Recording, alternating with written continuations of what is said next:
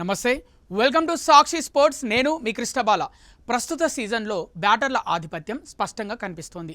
ఇప్పటి వరకు 6 ఆటగాళ్లు 400 పరుగుల మైలురాయిని దాటేశారు. బుధవారం పంజాబ్ కింగ్స్తో జరిగిన మ్యాచ్కు ముందు వరకు కేఎల్ రాహుల్ వద్ద ఉన్న ఆరెంజ్ క్యాప్ ఇప్పుడు వేరే చేతుల్లోకి వెళ్ళిపోయింది. ఆశ్చర్యకరమైన విషయం ఏంటంటే ప్రస్తుతం అత్యధిక పరుగులు చేసిన మొదటి 5 ఆటగాళ్లలో 3 హైదరాబాద్ జట్టుకు చెందిన వారే ఉండటం విశేషం.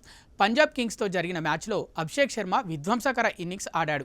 కేవలం 13 బంతుల్లోనే 35 పరుగులు చేసి సన్ రైజర్స్కు అదిరిపోయే ఆరంభాన్నిచ్చాడు. ఈ పరుగులతో ఆయన కాసేపు రాహుల్ను వెనక్కి నెట్టి ఆరెంజ్ క్యాప్ను దక్కించుకున్నాడు. అయితే ఆ సంతోషం ఎంతోసేపు నిలవలేదు.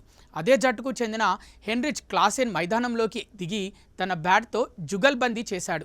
4వ స్థానంలో బ్యాటింగ్కు వచ్చిన క్లాసెన్ 69 పరుగుల మెరుపు ఇన్నింగ్స్తో అగ్రస్థానానికి చేరుకున్నాడు. క్లాసెన్ ప్రస్తుతం 11 ఇన్నింగ్స్లో 494 పరుగులతో మొదటి స్థానంలో ఉన్నాడు. తన స్ట్రైక్ రేట్ 157.32గా ఉండగా ఇప్పటి వరకు 23 సిక్సర్లు బాదాడు. ఇదే రేసులో ఇషాన్ కిషన్ కూడా ఏమాత్రం తగ్గడం లేదు.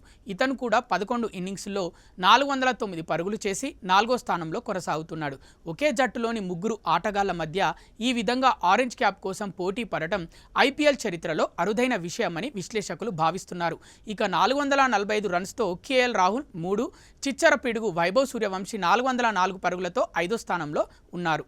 బ్యాటింగ్లో మాత్రమే కాదు, బౌలింగ్లోనూ హైదరాబాద్ ముద్ర కనిపిస్తుంది. ప్రస్తుతం రాయల్ ఛాలెంజర్స్ బెంగళూరు తరఫున ఆడుతున్న భువనేశ్వర్ కుమార్ 9 మ్యాచ్ల్లో 17 వికెట్లు పడగొట్టి పర్పుల్ క్యాప్ రేస్లో అగ్రస్థానంలో ఉన్నాడు. చెన్నైకి చెందిన అన్షుల్ కాంబోజ్ కూడా 17 వికెట్లతో సమానంగా ఉన్నప్పటికీ సగటు విషయంలో భువి ముందంజలో ఉన్నాడు.